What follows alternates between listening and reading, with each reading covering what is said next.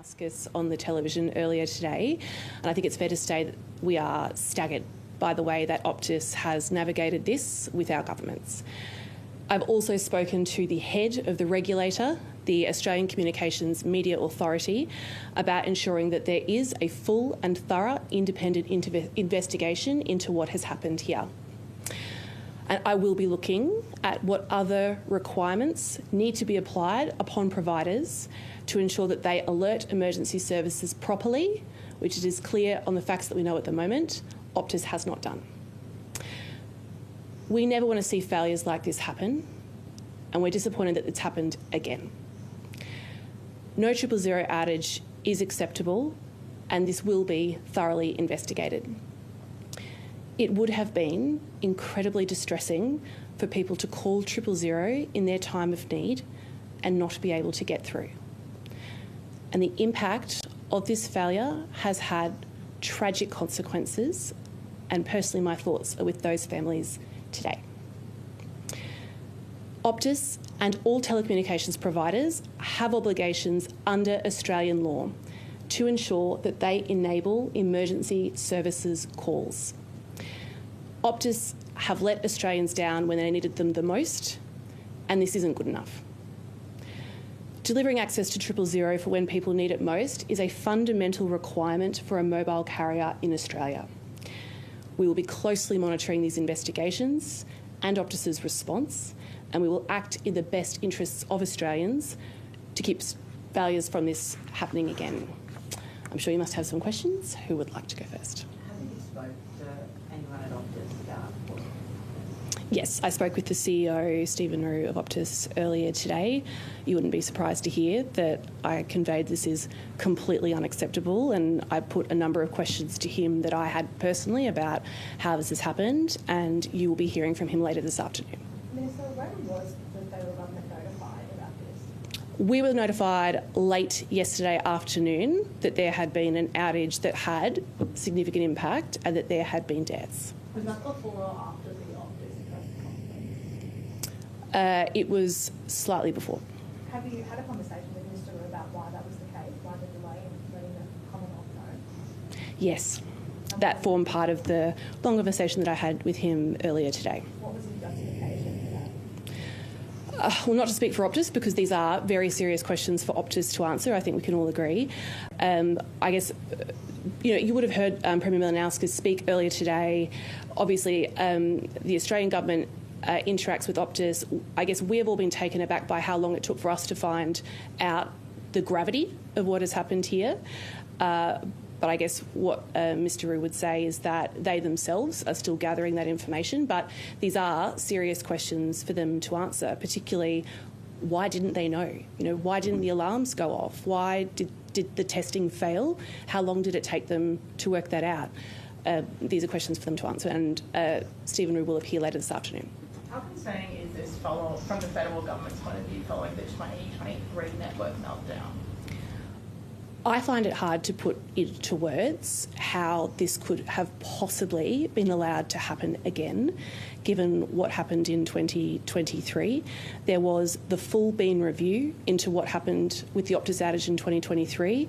Those recommendations were accepted by government. We have been working diligently of them. Many of the things that happened in this outage are failures to implement some of those recommendations, including alerting the public or emergency services authorities, and that is what I find to be particularly disappointing. So can Australians have faith in 000? Australians have every right to be livid that Optus cannot get these basics right. And we have been doing good and important work, for example, on the 000 custodian to instil it within government. That is live within my department right now to make sure that Australians can have confidence. But like I said, it is a fundamental requirement for a mobile carrier in Australia to be able to deliver 000 services. Has Optus given you any indication of why Telstra or Vodafone towers weren't pinged after they found failure? No, I think that's another serious question for Optus to answer, why these calls weren't transferred on as part of Camp On. What is the usual process when a 000 call fails? Like, what should have happened in this instance? a question for Optus to answer and for them to explain why that hasn't happened in this instance. But I guess I'd refer you again to a lot of good people have done a lot of important work in this space since the Optus outage of 2023. And some of the things that Optus now needs to explain is why those particular recommendations that were designed to stop this from happening again were not implemented at the critical moment on Thursday. Will the ACMA investigation also look at those failures of recommendations that weren't implemented from 2023? Will that form part of the investigation? It's an independent investigation for ACMA to run, but I have spoken with Nerida O'Loughlin today as well about, I guess, what I would like to see them investigate, and that investigation will happen. With the 3 that are dead, what do you know about the victim in Western Australia?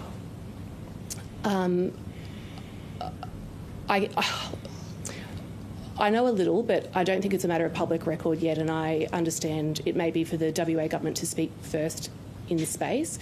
But I guess in each of these instances, as part of a broader outage that lasted, what we understand, from just before 1 a.m. to 2 p.m. on Thursday, it sounds like there is still a lot of detail that has yet to come out and that Optus needs to provide.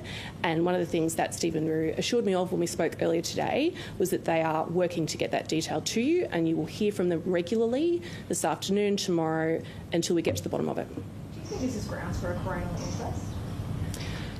Obviously, it's a matter for the coroner to decide whether they investigate particular deaths and which elements of various failures have contributed to those deaths. It's not for me to decide, but I would point to already, this occurred late yesterday afternoon, that's when we were told. There are already several investigations on foot. Premier Malinowskis said that they'd be looking into it. ACMA will be looking into it. Possibly a question for WA Health to look into it. There will be multiple investigations. That is a right and good thing. But it will then be for me to wait for those investigations to come back whilst closely monitoring what happens and Optus's response. And then once we get those investigations back, for me to decide whether we could do anything more in the regulatory space. In terms of the fine, it's stated that would be around $10 million. Can you speak to that, about what that could be, or will that be a full result of the ACMA findings? I would be taking the advice of the head of ACMA with respect to the results of this investigation and penalties. You may recall that Optus was penalised $12 million back in 2023. So it's expected to be likely higher than that, given that we've had significant issues with this particular outage in terms of deaths? Each investigation should consider the merits and failures of each occurrence. This has quite a different nature to what has happened here. You'll remember in 2023, it came to the public attention before it had been resolved. So there was national fear and scrutiny because there was a live question around whether you could call 000 and get through. What has happened here is that we were advised late yesterday afternoon that there had been an issue and that it had been rectified, and we were advised at the same time. And I guess there is a question for Optus to answer then about whether they should have advised both emergency authorities on the ground in places like SA and WA and national authorities when it was happening and then when it was rectified. Would you call this also a failure in leadership then within Optus? Look, I don't actually think today is about Stephen Rue or about me. It's about both the immediate impact upon the families that have lost someone, and it's about a systemic failure, and I would say in particular a second systemic failure, and what investigations are required to make sure that this systemic failure is put to bed. So do you have any sort of idea what punishment Optus might face? That would be a question for the independent regulator to advise me upon, and I will wait for that investigation to conclude. Any idea when that might be finished? No. What is the process for conducting welfare checks when 000 calls fail? So that is one of the recommendations out of the Bean Review that was implemented out of the 23 outage. So in this instance, it is a requirement for a carrier, in this case Optus, to check on numbers that have had placed a call to 000 and had it not gone through. So that is the welfare checks that they were undergoing yesterday. You would have heard Stephen Rue speak to that in his press conference last night. That is a requirement under Australian law, and that is an improvement to the Australian law that was made out of the Bean Review. Are you being updated regularly with the states that are involved in terms of the outcomes of the welfare checks? Have there been any other reported deaths or health issues that have come out of that? No, but I am speaking constantly with Premier Malinowskis and Chris Bigton, who is the South Australian Health Minister, about what's happening there. I spoke with Leah Finocchiaro this morning as well about the NT, and I guess because there's obviously particular concerns in the NT around remote communities and what happens if a call doesn't go through. And the WA government, like I said, have been in discussion with us about what that looks like for them with respect to their health department as well. I saw on the Today Show this morning that the South Australian Premier, he was originally told that it was a 4-hour outage, and then later on notified that it was a 10-hour outage. What kind of communication and response from the federal government do you think this is? Well, that was me that told him it was a 14-hour outage. We are communicating constantly as we garner more information. But I think, as you'll find this afternoon when you speak, or when Stephen Roos speaks to the media, Optus themselves don't appear to know enough about what's happened here.